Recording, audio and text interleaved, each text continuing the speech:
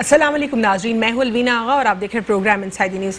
नाजरीन, कौमी राब्ता कमेटी में जो है कुछ डिसीजंस लिए गए, पाकिस्तान के मामलात के ऊपर बातचीत हुई, 8 नुकाती एजेंडा के ऊपर भी बात की गई। उसके बाद हमने देखा कि जो काउंसिल ऑफ कॉमन इंटरेस्ट है उसमें भी तमाम तर सूबों की मुशावरत से बातचीत हुई, मुख्तलिफ उमूर के ऊपर बातचीत इसमें जो है हुई, जिसमें कोरोना के हवाले से बातचीत हुई और बहुत सारे जो मुल्की मामलात थे उसको डिस्कस किया गया। साथ ही साथ कुछ अगर हम बात करें प्राइवेट स्कूल एसोसिएशन के हवाले से, तो उनका स्टांस अब बहुत वाज़ेह है, क्लियर स्टांस है उनका। वो कह रहे हैं कि अब 15 सितंबर जो कि सिंध हुकूमत की एक डेडलाइन है, हम सितंबर से जो है स्कूल्स नहीं खोलेंगे, हम अगस्त में ही स्कूल खोलेंगे, क्योंकि नेशनल जो कमेटी है, राब्ता कमेटी, उनका जो है पूरा डिसीजन क्लियर आया कि 10 अगस्त तक जो है किस तरीके से पब्लिक प्लेसेस को खोला जाएगा, क्योंकि पूरे मुल्क में कोरोना वायरस के जो केसेस हैं उसमें कमी सामने जो है हमें देखी गई है। इस कमी को मद्देनजर रखते हुए, जो केसेस का फिगर है उसको मद्देनजर रखते हुए ये फैसला किया गया है और ये पूरे मुल्क में जो है तमाम स्टेक होल्डर्स को सामने मद्देनजर रखते हुए जो है ये फैसला किया गया है। इसके अलावा सिनेमाज, पार्क्स, होटल्स, रेस्टोरेंट्स, तमाम तर जितने भी अम्यूज़मेंट के जो एरियाज़ हैं उन सबको खोल दिया जाने का 10 अगस्त से जो है एक ऑर्डर दिया गया है, जिसको मद्देनज़र रखते हुए स्कूल्स के हवाले से भी 15 अगस्त एक रफ डेडलाइन रही। लेकिन जो सिंध हुकूमत है उन्होंने इसकी कॉन्ट्रडिक्टरी जो है अपना बयान पेश किया, क्योंकि हमने पूरे वक्त जो देखा मार्च से लेके अब तक सिंध हुकूमत का स्टांस जो बाकी के सूबे हैं या वफाक, उनसे उनका स्टांस मुख्तलिफ रहा। स्कूल्स के ऊपर अब भी उनका यही स्टांस है कि हम अगस्त नहीं बल्कि सितंबर तक जो है स्कूल्स नहीं खोलेंगे। अब प्राइवेट एसोसिएशन के जो मेंबर हैं, जो उनको रिप्रेजेंट करते हैं, उन्होंने जो है क्लियरली अपना एक बयान पेश किया। वो कह रहे हैं कि हम तमाम तरह SOPs हुकूमत को पेश कर चुके हैं और अब हम स्कूल्स नहीं मजीद बंद रख सकते। ये कंसर्न्स हैं और बाकी के जो तमाम तर ममालिक में जो केसेस जहाँ पे ज़्यादा थे उन्होंने भी स्कूल्स को जो है SOPs को मद्देनज़र रखते हुए स्कूल्स को खोल दिया है। साथ ही साथ रेलवे के हवाले से, प्रोजेक्ट के हवाले से बात करेंगे। जो शेख रशीद साहब कह रहे हैं कि एक अमेजिंग प्रोजेक्ट सामने आने वाला है जो कि ऑब्वियसली एक बहुत पाकिस्तान के लिए बेहतर साबित होगा। साथ ही साथ कुछ बात करेंगे कराची की गवर्नेंस के हवाले से। कराची की गवर्नेंस के ऊपर बहुत सारे सवालात उठाए जा रहे हैं, क्योंकि अब तक कराची की गवर्नेंस के ऊपर कोई भी प्रोडक्टिव मेजर्स नहीं लिए जा सके। हमारे साथ स्टूडियो में मौजूद हैं रज़ाक बाजवा साहब, पाकिस्तान तहरीक इंसाफ से, उनसे बात करते हैं। अस्सलाम वालेकुम रज़ाक बाजवा साहब, सबसे पहले मैं जो है नेशनल जो कमेटी है उस हवाले से आपसे बात करना चाहूँगी कि जो मशावरत हुई उसके बाद हमने बरक्स देखा कि सिंध हुकूमत का स्टांस ऑपोजिट आया एज यूजुअल, क्या कहेंगे आप इस पर? जी, आज अल्हम्दुलिल्लाह प्राइम मिनिस्टर साहब की ज़ेरे क़यादत एक मीटिंग्स हुई हैं वहाँ इस्लामाबाद में, जो मुल्क की ताज़ा सूरत हाल है, ख़ास तौर पे जो आगे लॉकडाउन है, कोरोना है, प्लस जो कश्मीर का बड़ा मामला था, उसमें चारों चीफ मिनिस्टर्स को एतमाद में लिया गया है। और प्राइम मिनिस्टर की ये हमेशा प्राइम मिनिस्टर साहब पहल करते हैं कि जो भी इकदाम किए जाए, और सबसे ज़बरदस्त इकदाम ये हुआ कि चलें देर आए दुरुस्त आए, कुछ देर ही सही चलें, एक आवाम को आज एक तहम्मुल हुआ कि भाई 15 सितंबर तक ये सब कुछ खुलने के लिए जा रहा है। 10 अगस्त से बहुत सारी चीज़ें खुल जाएंगी, जिस तरह शादी हाल हैं, स्कूल, पार्क्स हैं, तमाम तरह होटल्स हैं, रेस्टोरेंट्स हैं, पार्क से इस तरह ये फिर ये है कि एक इफ्तिदा हो गई है। लेकिन देखिए ना, ये प्राइवेट स्कूल एसोसिएशन का भी तो कंसर्न देखें तो बजा है। जब 10 अगस्त तक बाकी के मकामात खुल सकते हैं तो स्कूल्स क्यों नहीं? क्या ये खदशा है कि बच्चे बहुत छोटे हैं? लेकिन सिंध हुकूमत का ये खदशा हर माह की डेडलाइन क्रॉस करता जा रहा है। ये डेडलाइन स्टार्ट हुई थी जुलाई से, जुलाई के बाद हमने देखा अगस्त और अब सितंबर। देखिए अलवीना साहिबा, आज रियासत के एक फेडरल मिनिस्टर शफकत महमूद साहब ने बाकायदा प्रेस कॉन्फ्रेंस की, उसमें उन्होंने स्कूल्स को सितंबर में खोलने का ऐलान किया है। ज़ाहिर है इंटरनेशनल मामला है, अभी तक ये बीमारी कम हुई है, बीमारी गई नहीं है, भाई कहीं नहीं गई है, ठीक है, अल्हम्दुलिल्लाह के केसेस बहुत कमी आ गई है। रहा जहाँ तक प्राइवेट स्कूल एसोसिएशन है, जो उनकी यूनियंस हैं, वो बिल्कुल ठीक कह रही हैं कि ज़ाहिर है वो बिजनेस पॉइंट से देख रहे हैं, जो रियासत है वो लोगों की जान और माल के। लेकिन क्या आप भी पाकिस्तान तहरीक इंसाफ तो डे 1 से जो है इतना स्ट्रिक्ट लॉकडाउन के फेवर में नहीं रही, तो क्या आप सिंध हुकूमत की फेवर कर रहे हैं इस बात पर? उनके स्टांस को एंडोर्स कर रहे हैं? मैं ये कह रहा हूँ कि सिंध गवर्नमेंट जो भी चाहे वो बाख्तियार है, बिल्कुल कर सकती है, लेकिन मैं फेडरल की बात कर रहा हूँ। शफकत महमूद साहब ने भी 15 सितंबर ही का ऐलान किया है, स्कूल्स, कॉलेज, यूनिवर्सिटीज़ वगैरह सारी खोलने का ऐलान किया है। जहाँ तक सूबाई गवर्नमेंट है, ये खुद मुख्तार है, अगर ये आगे पीछे करना चाहें तो बिल्कुल कर सकते हैं, इनका इख्तियार है। लेकिन मैं समझता हूँ कि फेडरल ने जो आज ऐलान कर दिया है, इस पर हम सबको मानना चाहिए। ठीक है, लेकिन यहाँ पे अभी भी बाजवा साहब, यहाँ पे जो कॉलेजेस और यूनिवर्सिटीज़ हैं उनकी पॉलिसी भी वाज़ेह नहीं हो रही, क्योंकि स्कूल्स की अगर हम बात करें तो ये जस्टिफिकेशन आती है सिंध हुकूमत की तरफ से कि बहुत छोटे बच्चे हैं, उनमें कोविड-19 के पेनिट्रेट होने के बहुत सारे खदशात हैं। तो फिर क्या जो कॉलेजेस और यूनिवर्सिटीज़ हैं उसका क्या स्टांस है? वो तो क्लियर ही नहीं है। एग्जाम्स का बहुत सारी जगहों पर एग्जाम्स भी नहीं हुए, कुछ को प्रमोट कर दिया। अजीब सिचुएशन है पूरे मुल्क की। देखिए जी, मामला इस तरह का कुदरती एक आफत आ गई। मैं नहीं समझता कि इसमें कोई हम सिंध गवर्नमेंट को भी इल्ज़ाम दें। मामला ही इस तरह का है कि पूरी दुनिया इससे मुतासर हुई है, और सिंध गवर्नमेंट ने भी पहले काफ़ी आगे बढ़कर काम करने की कोशिश की है कि भी कोरोना से बचाव के लिए। तो अगर ऐसे कोई इकदाम जिससे छोटे बच्चे, ख़ास तौर पे जो नर्सरी के स्टूडेंट है, बच्चे बिल्कुल 2 साल, 2.5 साल, 3 साल, उनके लिए ज़ाहिर है, अगर मेरा ख्याल है कि जहाँ हमने कौम ने इतना सब्र किया है और मजीद भी अगर 1 मंथ कर लिया जाए तो मेरा ख्याल है कि कोई पूरा साल ही ज़ाया हो गया। ठीक है, तो यहाँ पे जो है मुशावरत अभी भी कहा जा रहा है कि मुशावरत होगी स्कूल के मामले के ऊपर। मजीद बात करेंगे ओवरऑल जो CCI है, काउंसिल ऑफ कॉमन इंटरेस्ट, उसके ऊपर भी हम बात करेंगे। Stay with us on inside the news. Welcome back after break. नाज़रीन, ब्रेक से कबल हम बात कर रहे थे कि कौमी राब्ता कमेटी का जो फैसला हुआ, उस फैसले में जो डिसीजंस लिए गए 10 अगस्त से तमाम तर जो अम्यूज़मेंट एरियाज़ हैं उनको खोलने के, जिसमें शादी हॉल्स भी शामिल हैं, पार्क्स हैं, रेस्टोरेंट्स हैं, कैफ़ेज़ हैं, तमाम तर जो मकामात हैं खोले जाएंगे। जो स्कूल है उसके ऊपर अभी मुशावरत का जो है कहा गया है, 15 सितंबर की भी जो डेडलाइन दी गई है, लेकिन उसके ऊपर जो स्टांस सिंध हुकूमत का है वो भी हमने देखा। हमें जो है मज़ीद प्रोग्राम में मुसरत न्याज़ी साहिबा भी ज्वाइन करेंगे, उनसे भी बात करेंगे। यहाँ पे रज़ाक बाजवा साहब, आपसे जानूंगी कि आप कह रहे हैं कि समहाउ सिंध हुकूमत का स्टांस ठीक है, तो उन्होंने जो है कहीं पे परफॉर्म भी किया, कहीं पे कोई लैकिंग्स भी हैं, लेकिन आप जो स्कूल्स है उसमें आप कहते हैं कि ठीक है, इट्स फाइन। लेकिन इसके अलावा जो CCIS, council of common interest, उसके हवाले से बताएं कि क्या आपको लगता है कि तमाम तर सूबे सेटिस्फाइड रहे? मेरा ख्याल है बेहतर रहे, बहुत अच्छे रहे। प्राइम मिनिस्टर साहब ने आज उन्हें बिल्कुल एतमाद में लिया है। जो सेशन है मुल्क की, चारों सूबों के चीफ मिनिस्टर्स को एतमाद में लिया और वो सारे मामला डिसाइड हुए। ख़ास तौर पे जो आज फोकस था, कश्मीर ज़्यादा फोकस रहा है, और दूसरा ये कोरोना का तो अब बिल्कुल अल्हम्दुलिल्लाह खात्मा होने, सारे सूबों के ऊपर मुशावरत की गई। जो बातचीत थी, जो टास्क थे, उसके ऊपर बात हुई। इसके अलावा जो बाकी कुछ अमेंडमेंट्स हैं डिफरेंट एरियाज में, उनके ऊपर काम की बातचीत हुई। कश्मीर इशू के ऊपर बात हुई। इसके अलावा और आपको क्या लगता है कि ऐसी बात हुई जो कि genuinely council of common interest में होनी चाहिए थी? देखिए जी, जो ये सारी सीक्रेट मीटिंग्स होती हैं, हमें तो बाला बाला कुछ बातें, क्योंकि ये प्राइम मिनिस्टर की मीटिंग्स हैं, ये इतनी पब्लिक नहीं होती, लेकिन मामला जो है ये ख़ास तौर पे यही फोकस किए गए हैं। और ये ख़ास तौर पे मानसून की जो बारिशें हैं, और ख़ास तौर पे जो चीफ मिनिस्टर साहब की इस पर बड़ी प्राइम मिनिस्टर साहब ने इसका नोटिस भी लिया। उनसे कहा गया है कि भाई क्या ज़रूरत थी फ़ौज को आने की। अब जब कचरा भी फ़ौज ने निकालना है, नाले भी फ़ौज ने साफ़ करने हैं, राशन जो है वो फेडरल गवर्नमेंट ने देना है, पैसे 12-12 हज़ार फेडरल गवर्नमेंट ने, तो ये आखिर किस, तो बहरहाल ये काफ़ी इस पर डिस्कस हुई है। और सिंध गवर्नमेंट के पास जवाब तो है नहीं है, कुछ कारकर्दगी तो इनकी है नहीं है। अब मेरा ख्याल है कि इन्हें वार्निंग भी दे दी गई है, जो एज ए पार्टी वर्कर, मुझे जो मेरे इलम में इन्हें रेड लाइन बता दी गई है कि जनाब आप अपनी सिमत को दुरुस्त कर लें। ठीक है, तो कराची के मामलात आपको लगता है कि ये जो FW और जिस तरह जो फौज को हैंडल कर दिए गए हैं, क्या ये बेहतर है या नहीं है, या कराची को कोई और हल नहीं था? आप देखें 12 साल से पीपल्स पार्टी और NKM मजे से इक़्तिदार में बैठी हुई है। फंड आता है, ले लेते हैं और कहते हैं पैसे खत्म हो गए। अच्छा, पैसे ले लिए और खर्च किए नहीं, वो उठा के कहीं और खर्च कर लिए या वो खा गए। और अच्छा, इस दफा इसीलिए खुद मॉनिटर करने का मजबूर हो के ठीक प्राइम मिनिस्टर साहब ने जब गाड़ियां कराची में तैरती हुई देखी तो प्राइम मिनिस्टर साहब तो कराची से जीते हैं जी, यहाँ से कौमी असम्बली के मेंबर भी बने और कराची को बहुत फोकस रखते हैं हर मीटिंग में।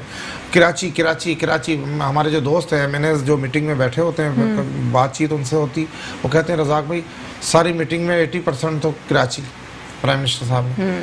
तो जो सूरत हाल थी फिर जाके जनरल साहब को यहाँ फोकस किया गया कि जाएं जी आप जाए। अब आप देखिए 22,000 टन कचरा 3 दिनों में उठा लिया गया जो 30 साल से ये लोग नहीं उठा पाए। आखिर वो भी इंसान ही है ना, इसमें देखे ना कोई बाहर की कोई कुदरत की मखलूक तो आई नहीं थी, यही लोग थे। लेकिन दयानतदारी से ईमानदारी से मेहनत से 3 दिन में आज जो है पूरा मीडिया और कराची की अवाम शुक्रिया अदा कर रहे हैं पाक फौज का, प्राइम मिनिस्टर का, कि प्राइम मिनिस्टर साहब के नोटिस के लिए। यानी 30 साल से ये लोग कंटिन्यू फंड लेते हैं नालों का, बारिशों का, इमरजेंसी फंड, और खुदा इनको पूछे और वो कहाँ गया कहाँ ले जाते हैं।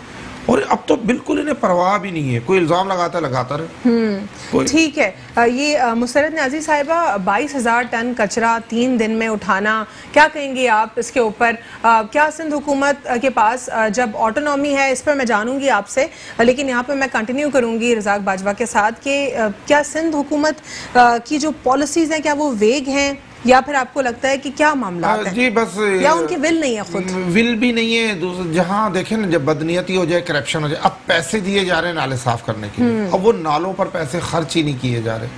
आप बस खाना पूरी करने के लिए कहीं 2-4 मशीनें लगाकर आपने तस्वीरें बनाई और चले गए। आखिर क्या वजह है कि 3 दिन में कचरा उठ जाता है, 30 साल में कचरा नहीं उठता? आज कराची की आवाम की सोशल मीडिया पे आप देखें कि लोग कह रहे हैं गुज्जर नाला 30 सालों से, और कोरंगी के एरियाज हैं और बहुत सारे एरियाज हैं। ये बदबख्त, मैं किसी एक को नहीं, मैं तो दोनों को कह रहा हूँ, जो भी जिम्मेदार हैं 12 सालों से इक़्तिदार के, इन लोगों ने बड़ा जुल्म किया है इस शहर के साथ। इस शहर को इस तरह नोचा इन्होंने गिद्धों की तरह।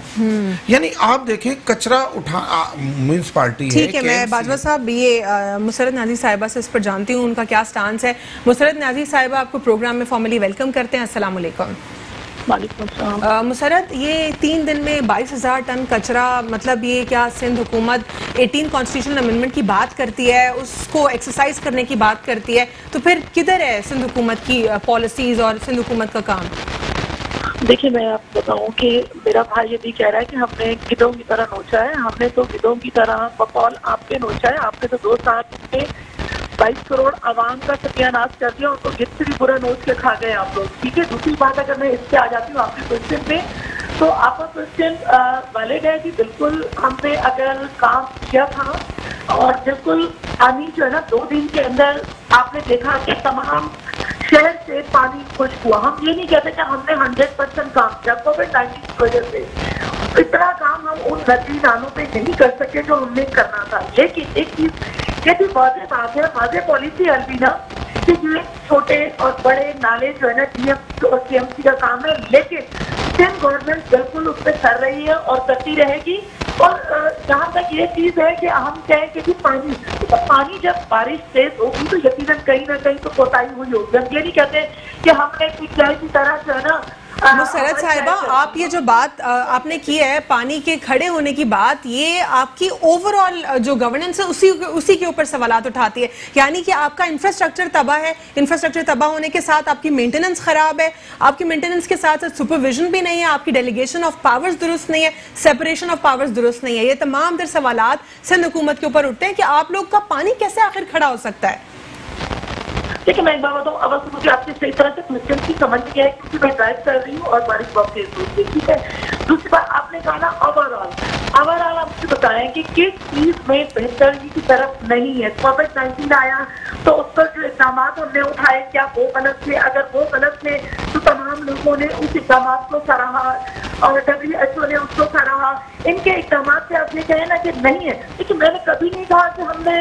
मुसरत साहिबा, मैं इस वक्त कचरे के ऊपर बात कर रही हूँ। Let's talk on that issue जो कराची का है, कराची का इंफ्रास्ट्रक्चर का मामला, कराची का जो कचरा खड़ा होता है, रोड्स जो टूटी फूटी होती हैं, मैं इस पर बात कर रही हूँ। सिर्फ कचरे के ऊपर बात कर लेते हैं, बाकी बात भी छोड़ देते हैं।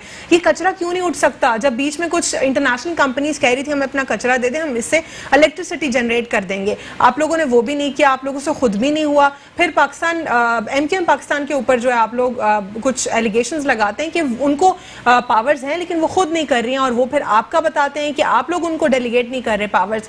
अवाम को कैसे समझ आएगी कि हो क्या रहा है? अलवीना, देखिए आवाम को तो बिल्कुल वाज़े तौर पे समझ में आ रही है कि देखिए कचरा उठाना, ये सब कुछ नदी नाले साफ करना, ये टीएमसी और टीएमसी का काम होता है। और अगर कहा जाए कि फंडिंग नहीं हो रही है उन्हें प्रॉपर, तो फिर बताए अब तकरीबन उनका टाइम पीरियड भी खत्म हो चुका है, लेकिन अब तक वो ये रोना रोते हैं कि मैं नहीं कर सकता। तो अगर ये नहीं कर सके तो बाकी मराद क्यों ले रहे थे? क्यों नहीं उन्होंने कहा कि एक्शन लेती, सूबाई गवर्नमेंट एक्शन लेती। तो क्या नहीं कह रही है तो इनको वफाक में मुसरत, क्या आप कह रही हैं कि उनको फंड भी उनको दिए जाते हैं लेकिन वो अपना काम नहीं करते, उनका टेन्योर पूरा होने वाला है? तो आप लोग तो सिंध गवर्नमेंट है ना, आपके पास अथॉरिटी है एक्शन लेने की, आप लोग तो क्वेश्चन भी कर सकते हैं। लोकल गवर्नमेंट से क्या क्वेश्चन नहीं हो सकता?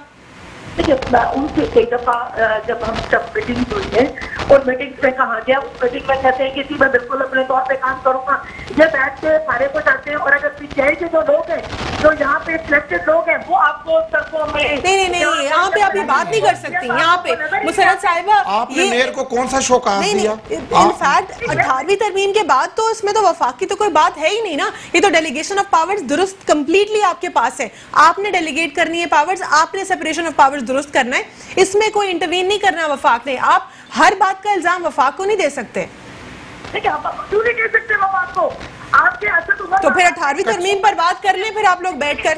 एक मिनट, असद उमर साहब आते हैं तो कराची के लिए 50 अरब का पैकेज अनाउंस करके चले जाते हैं। वज़ीर आज़म साहब आते हैं 65 अरब का करके चले जाते हैं। मुसरत साहिबा, इस मेरी बात बहन का ये जवाब कह रही है देना। पैसे पैसे पैसे। अरे बाबा, आपको इतना पैसा दिया, वो कहाँ क्या है? वो सारा पैसा तो आप खा जाते हैं। 64 अरब थे, 64 अरब में से आप 34 अरब दे रहे हैं। आप दे क्या रहे हैं? बस इन्हें और पैसे चाहिए, और पैसे चाहिए, पैसे। ये मुसरत साहिबा सिर्फ फंड की बात आप लोग करते हैं, एग्जीक्यूशन में दिखाई देती ना। हर दफा सिर्फ फंड मांगना, लेकिन उसकी एग्जीक्यूशन जीरो दिखाई देती है। अगर रेवेन्यू जनरेट करके दे रहे हो, मान रहे 18 अमेंडमेंट के तहत तो कौन रेवेन्यू जनरेट करके दे रहा है? आप लोग, वो बिजनेसमैन कर रहे हैं, आप लोग नहीं कर रहे। रेवेन्यू जनरेट करके बिजनेसमैन दे रहा है, बिजनेसमैन दे रहा है, तो सिर्फ का ही दे रहा है।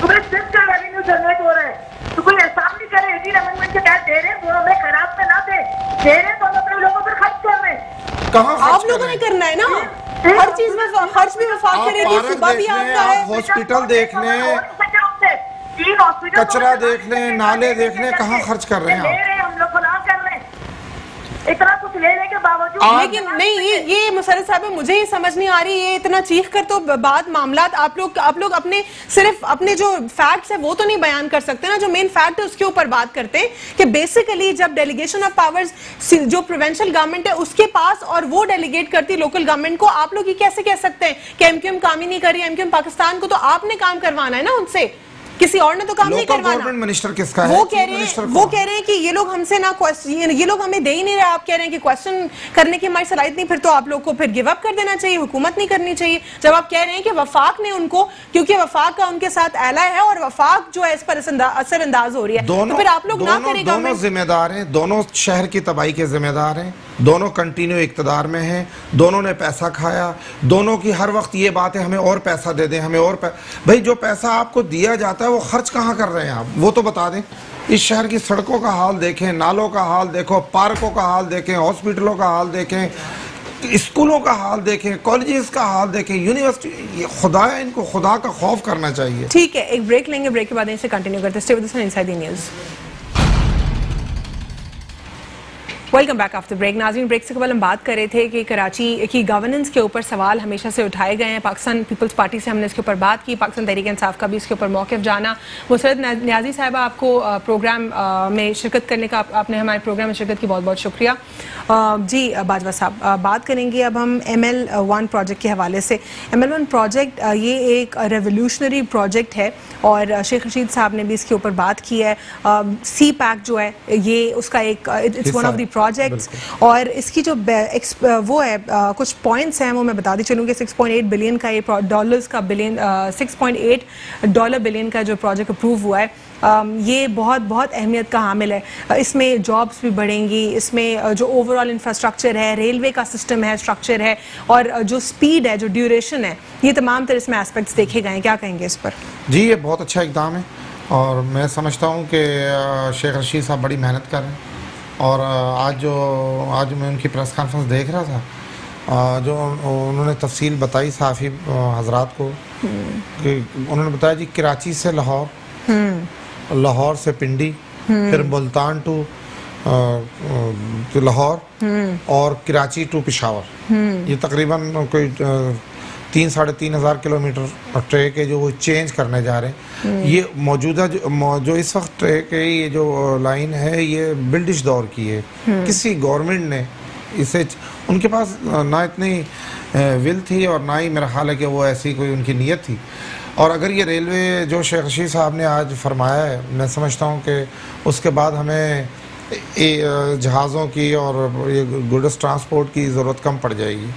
और बताएं, कह रहे हैं कि जो अब हम ट्रैक बिछाने जा रहे हैं, पर घंटा 300 किलोमीटर जो स्पीड है उसकी, जी वो जो स्पीड है वो 300, लेकिन फिलहाल जो अभी ये चलाएंगे 160, यानी 160 से 200 भी को भी फॉरवर्ड हो सकती है। तो आप देखें उसकी क्या रफ्तार होगी, जो 200 पर किलोमीटर, यानी 1 घंटे में आप हैदराबाद, 1 घंटे में, 3 घंटे में आप सक्कर, और 6 से 7 घंटे में आप लाहौर पहुंच गए। जी अच्छा, इसका जो एक्सपेक्टेड कंप्लीशन टाइम है, इसको बेसिकली 3 पैकेजेस में डिवाइड किया गया। जो पैकेज 1 है वो उसका एक्सपेक्टेड टाइम ड्यूरेशन है जनवरी 2021 से लेकर दिसंबर 2024 तक, और इसमें जो है सारी कंस्ट्रक्शन वगैरह जो है इसमें वो कवर होगी। और 527 किलोमीटर लॉन्ग ट्रैक जो है between Peshawar, Rawalpindi and Lahore cover किया जाएगा। फिर इसके बाद हम पैकेज 2 के ऊपर आ जाते हैं, जो कि अपग्रेड होगा। 521 किलोमीटर्स जो है लॉन्ग ट्रैक होगा, जो कि लाहौर और हैदराबाद को कनेक्ट करेगा, और ये भी जनवरी 2022 से दिसंबर 2026 तक कंप्लीट होगा। इसके अलावा जो फाइनल पैकेज आता है, जो पैकेज 3 आता है, वो फिर 740 kilometre distance of Rawalpindi, Peshawar और हैदराबाद मुल्तान ट्रैक करेगा। तो ये तो एक डिस्ट्रीब्यूशन है डिफरेंट पैकेजेस में इसकी। इससे टाइम पीरियड जो है रिड्यूस होगा, स्पीड तेज होगी, इसमें जो है ओवरऑल जो रेलवे है उसका पूरा सिस्टम चेंज करने की बात हो रही है। जी बिल्कुल, आप देखें हमारे जो स्टेशन है, जो हाल है, जो जिसको हम आम ज़बान में रेल की पटरी कहते हैं, आप देखें उनके नट और बोल्ट नहीं है, वो गाड़ियाँ गड़गड़ करती हैं, तो वो स्पीड अगर बढ़ाना भी चाहें तो बढ़ा नहीं पा रहे थे। आज मैं मिनिस्टर साहब की प्रेस कॉन्फ्रेंस बड़े गौर से सुन रहा था, तो उन्होंने कहा, शेख रशीद साहब ने ये भी कहा था जुलाई में कि इससे एक्सीडेंट्स भी रिड्यूस होंगे। क्या आपको लगता है कि जो अभी ऑल ऑफ अ सडन, क्योंकि शेख रशीद साहब को बहुत क्वेश्चन किया गया है उनकी मिनिस्ट्री के हवाले से कि जब से वो आए हैं एक्सीडेंटल रेशो बढ़ गया है, आपको लगता है कि ये इससे वाकई एक्सीडेंटल रेशो कम होगा? नहीं, बिल्कुल कम होगा। आप देखें ना, जब पूरा स्ट्रक्चर चेंज करने के लिए जा रहे हैं, जहाँ जिसे हम आम में ज़ुबान में बात करूं ताकि हमारे आम लोग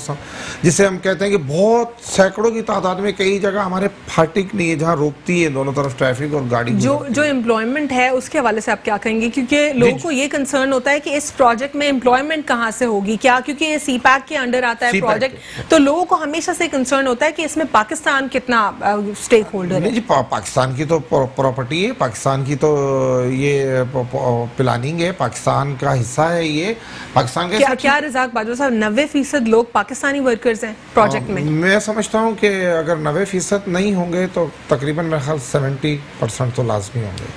अच्छा ठीक है। इसमें जो है ओवरऑल जो फैक्ट्स हमारे पास स्टैट्स आ रही हैं उसमें 90% बता रहे हैं कि 90% जो है मौजूद है वो पाकिस्तानी, 10% जो है वो चाइनीज़ है। जी बिल्कुल, ठीक है। और इसके अलावा साथ साथ एम्प्लॉयमेंट का जो है इसमें कवर हो जाता है, एम्प्लॉयमेंट के अलावा ड्यूरेशन कवर हो जाता है, इंफ्रास्ट्रक्चर और पूरा स्ट्रक्चर चेंज हो जाता है। इसके अलावा मजीद आपको और क्या लगता है कि प्रोजेक्ट और पाकिस्तान के लिए किस तरह रेवोल्यूशनरी है? जी मैं कहता हूँ कि पाकिस्तान इससे खड़ा हो जाएगा। ये हमारी जो है ट्रांसपोर्ट की प्रॉब्लम, सफरी मामलात और सी पैक से हम पूरी दुनिया को हम टच करते हैं, अफगानिस्तान, ईरान, चाइना, पाकिस्तान और फिर ग्वादर, ये सारी इकट्ठी हो करके ये बड़ा इनकलाब आएगा। इसमें पाकिस्तान बहुत बेहतरी की तरफ जाएगा और ये बहुत बड़ा इकदाम है। प्राइम मिनिस्टर साहब का, और रेलवे की मिनिस्ट्री को भी बहुत बड़ा एक चैलेंज है। जो काम हम 100 सालों में नहीं कर सके वो इन 4 से 5 सालों में हमें करना है। ठीक है, तो ये तो तमाम तर इसकी जो कैपेसिटी है और जो इसकी यूएसपी है उस पर हमने डिस्कशन किया। कुछ मजीद दोबारा जो है कराची के मामलात के ऊपर आएंगे। कराची की गवर्नेंस के ऊपर सवाल उठ रहा है, जिस तरह आपने सुना अभी मुसरत न्याजी साहिबा कह रही थी कि इसमें भी वफाक का फॉल्ट है। अब देखिए, वफाक का दूर से ताल्लुक नहीं है। सिटी डिस्ट्रिक्ट गवर्नमेंट या KMC आप कह लें, इंडिपेंडेंट है, वो गवर्नमेंट ऑफ सिंध के अंडर आती है। गवर्नमेंट ऑफ सिंध जो है वो 18वीं तरमीम की मेहरबानी से वो भी आज़ाद है। दोनों ने मिलकर खूब 10-12 साल माल कमाया है, खाया है। कराची गया भाड़ में। कराची के लोग देख लें। मैं तो कराची के लोगों से यही कहूँगा कि आप देख लें जी, आपने 30 सालों से जिन लोगों को बार बार वोट दिया है, पहली बार वोट PTI को कराची ने दिया है। और अल्हम्दुलिल्लाह हमारे 14 MNAs हैं।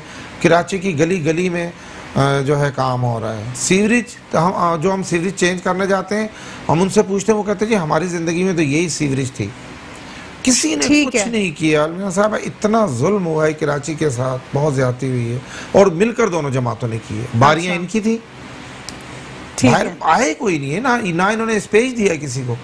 ये दो ही पार्टियां जो आज हमारी हलीफ है, मैं उससे इनकारी नहीं करता हूँ, लेकिन जुल्म किया, दोनों ने जुल्म किया कराची के साथ। अगर ये ईमानदारी से, मैं कहता हूँ अगर ये थोड़ा बहुत भी चलो करप्शन कर लेते तो ये शहर बहुत बड़ा शहर था। आप देखें, सारा कुछ तो इन्हें बना बनाया मिला था। आज मुझे किसी ने एक व्हाट्सअप किया, उन्होंने बताया जी सिविल अस्पताल, IIT चंडीगढ़ रोड, सारा कुछ तो, जिना hospital, city station, cantt station, सारा कुछ तो हमें ब्रिटिश दौर का मिला है। ठीक है, ये जो FWO काम कर रहा है कराची में, अब इस पर आपको क्या लगता है, क्या सिंध गवर्नमेंट के ऊपर मजीद प्रेशर बिल्टअप होगा? क्या अवाम देखेगी कि क्वेश्चन होना चाहिए सिंध हुकूमत से? बिल्कुल होना चाहिए। आप देखेंगे जी, जब FWO 3 दिन में कराची को चेंज कर देता है, और आज उन्होंने कहा है कि जितनी मर्जी बारिश आए, बिल्कुल पानी जो है वो कहीं नहीं जमा होगा। और यानी 30 सालों से आपने कचरा उनमें डाला है। कचरा कुंडियां इन्होंने बेच दी, प्लाट सलाट कर करके। और जो नालों के ऊपर आप कराची शहर के सर्वे करवा लें, आप देखेंगे उसके ऊपर सब कमर्शियल मार्केटें बनी हुई हैं, दुकानें बनी हुई हैं। चाहे आप न्यू कराची चले जाएं, चाहे आप कोरंगी चले जाएं, चाहे आप KMC के बिल्कुल ऑफिस के बिल्कुल बैक साइड पर देखें, बहुत बड़ा एक नाला है, उसके ऊपर शॉप्स बनी हुई हैं।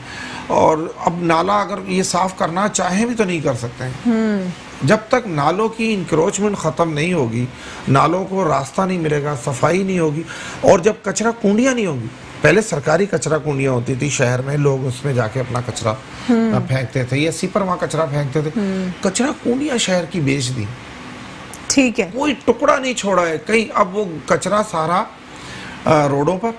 आप देखें लियाकताबाद से तकरीबन मुझे याद है कि 85 से MKM इक़्तिदार में। आप लियाकताबाद की सड़कों का हाल देखें, दोनों तरफ फुटपाथों पे कचरा।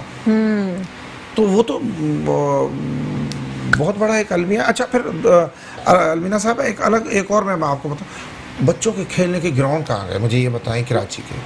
आप देखें, बच्चों के खेलने के लिए ग्राउंड नहीं है, बच्चे गलियों में खेल रहे हैं। स्पोर्ट्स की सारी एक्टिविटीज खत्म हो गई है बच्चों। नहीं, लेकिन बजट तो उसका भी लेते हैं ना। बजट तो उसका भी होता है। तो ये कब्रिस्तानों का भी लेते हैं। बजट से ये पीछे नहीं है, बजट तो इन्हें एक याद है। ठीक है, बजट तो एलोकेट होता है, हर एरिया में होता है, प्रोविंशियल अलग होता है, फेडरल अलग होता है, लेकिन फिर भी जो इश्यूज हैं वो एड्रेस अनफॉर्चुनेटली पाकिस्तान में किसी भी सूबे में ठीक से नहीं हो सकते। लेकिन कराची की स्पेसिफिकली अगर हम बात करें, चाहे इंफ्रास्ट्रक्चर हो या फिर सफाई के निज़ाम हो, उसमें जो बेज़ाब्तगियाँ हम देख रहे हैं वो हमारे सामने बिल्कुल क्लियर हैं, वाज़ेह हैं। FWO ने जो टास्क अपना कर रही है, डेडलाइन भी इनको दी गई है, और एक कराची में वाज़े जो है हमें डिफरेंस दिखाई दे रहा है। इस पर जो है यकीनन अवाम को भी दिखाई देगा कि जो सिंध हुकूमत है वो क्वेश्चनेबल है। आज के लिए इतना ही। अल्लाह हाफ़िज़, गॉड ब्लेस यू ऑल।